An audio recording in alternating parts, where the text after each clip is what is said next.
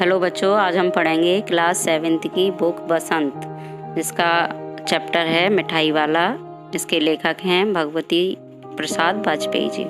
तो आइए बच्चों, मिठाई वाला कहानी पढ़ते हैं। मिठाई वाला कहानी एक बहुत ही मार्मिक कहानी है, जिसमें मिठाई बेचने वाला व्यक्ति बच्चों की खुशियों के लिए मिठाई, खिलौने, बंसी सब कुछ सस्ते में बेचता है, जिससे सभी बच्चे खुशी खुशी खरीद लेते हैं।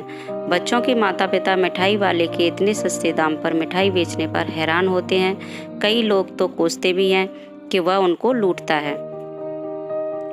वास्तव में मिठाई वाला पैसों के लालच में अपना सामान नहीं बेचता था। वह तो चाहता था कि बच्चे हमेशा हंसते खेलते रहें। इसी कारण वह जब भी आता बच्चों की पसंद की नई नई चीज़ें, कभी खिलौने, कभी मिठाइयाँ, कभी मुरली बेचने के लिए लाता। गली गली में गा कर वह कम दाम में सामान बेचकर बच्चों को खुश करता।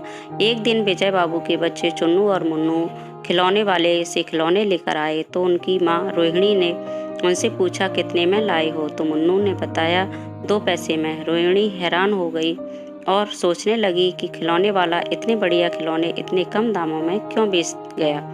कुछ दिनों के बाद मुरली वाला मुरली बजाकर सबका मन मोह लेता था। रोहिणी ने भी उसकी आवाज़ सुनी तो उसने जान लिया कि यह वही खिलौने वाला है।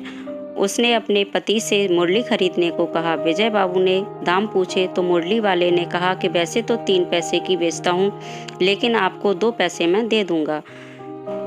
ऐसा कहने पर विजय बाबू उसे कहने लगे कि तुम लोग तो झूठ बोलते हो, सबको 2 पैसे में ही देते होगे, परंतु मुझे एहसान दिखा रहे हो। तो मुरली वाला भी कहने लगा कि यह तो ग्राहकों का दस्तूर होता है कि दुकानदार भले ही नुकसान में वस्तु बेचे, पर ग्राहक को यही लगता है कि वह लूट रहा है।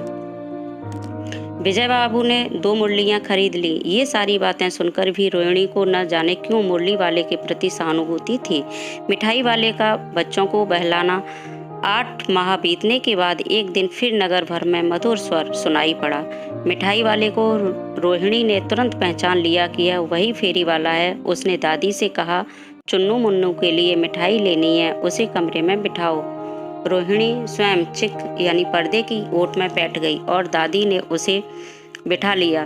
दादी ने मोल भाव कर गोलियां ले ली, लेकिन रोहिणी के मन में तो उत्सुकता थी कि उसे इस व्यवसाय में क्या बचता होगा, क्योंकि वह इतने कम दामों में सामान बेचता था। मिठाई वाले ने कहा कि यही खाने भर को मिल जाता है और कभी नहीं भी मिलता है, पर संतोष, धैर्य और असीम सुख जरूर मिल जाता है, यही वह चाहता है।